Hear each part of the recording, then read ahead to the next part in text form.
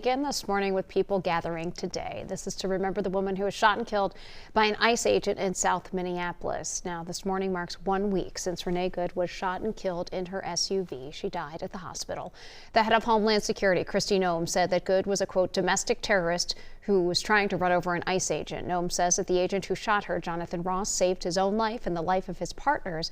But Minneapolis Mayor Jacob Frey, among others, opposes that statement, saying Good was just trying to get away from the agents and not attack them. The shooting happened near 34th and Portland. A prayer vigil is scheduled to happen there this morning at 9:37:13. Organizers say that's the exact time Good was shot. The prayer service will last 3 hours. They say that's to mark each of the 3 bullets fired at Good and for each of her 3 children she leaves behind. Also happening today, the first hearing for the lawsuit Minnesota's Attorney General and the mayors of Minneapolis and St. Paul filed against the Trump administration. And that hearing started about half an hour ago. It's being done virtually. The state of Minnesota, along with Minneapolis and St. Paul, is suing the Homeland Security Secretary Kristi Noem and other federal officials. Litigation calls for an end to the surge of DHS and ICE agents into the state. According to the lawsuit, state leaders say that Operation Metro Surge has led to warrantless arrests, excessive force, and violations of the First and 10th Amendment rights. This is, in essence, a federal invasion of the Twin Cities and Minnesota, and it must stop. The obvious targeting of Minnesota for our diversity, for our democracy, and our differences of opinion with the federal government is a violation of the Constitution and of federal law. So this lawsuit comes as Homeland Security confirms more than 2,000 arrests since the start of Operation Metro Surge, which began in December. In a statement to our newsroom, DHS Assistant Secretary Tricia McLaughlin says, in part, this is a baseless lawsuit, and we look forward to proving that in court.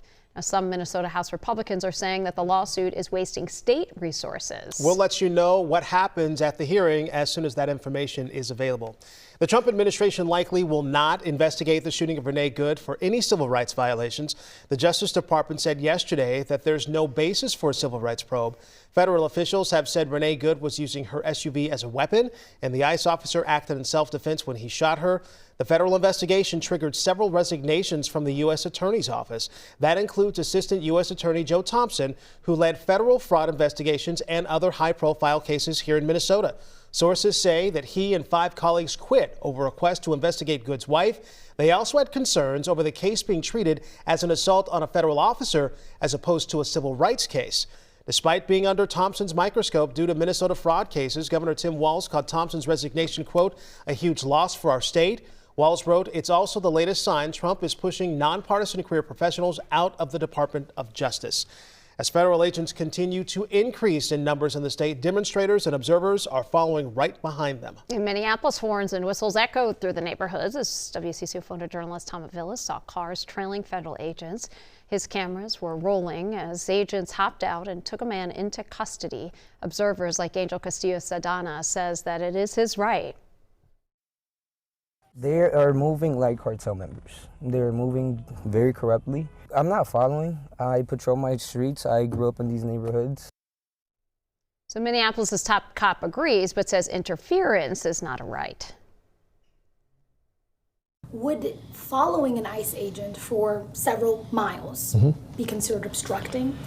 That is not unlawful unless you're committing some separate unlawful act, provided you're not tailgating, speeding, running red lights, any other aggressive or reckless maneuvers.